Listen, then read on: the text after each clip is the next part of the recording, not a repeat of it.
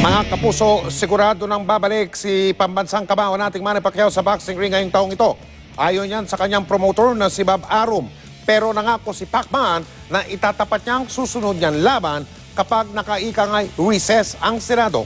Makitama po muna tayo kay Sports Saksi, Chino Trinidad. Tila hindi pa talaga handa ang pambansang kamao na talikuran ng boxing. Ayon kay Bob Arum na may-ari ng Top Rank Promotions. May lugar nang ikinasa si Arum sa Las Vegas.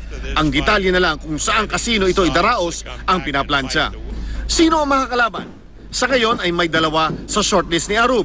Ang mananalo sa Junior Welterweight Unification bout sa pagitan nina Terence Crawford at Victor Postol sa Hulyo 23 o si WBO Welterweight Champion Jesse Vargas. People want Manny to be challenged, whether it's the Junior Welterweight title or it's for the welterweight title against, say, a guy like Jesse Vargas.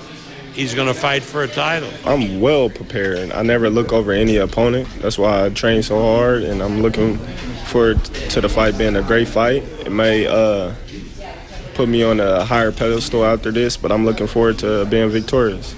Naunang sinabi ni Senador Pacquiao na kung sakali na magpapasya siyang lumaban muli, ito ay kapag nakareses ang Kongreso.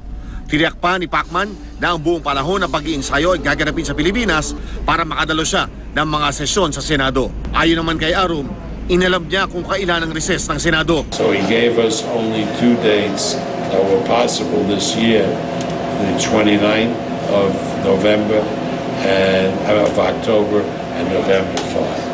Aabutin ng 6 hanggang 8 linggo ang ensayo ni Pacman sa Maynila. Sa kalilipad sa Los Angeles para doon tapusin ang training at makapag-adjust sa time zone. Chino Trinidad, Tagututok, 24 oras.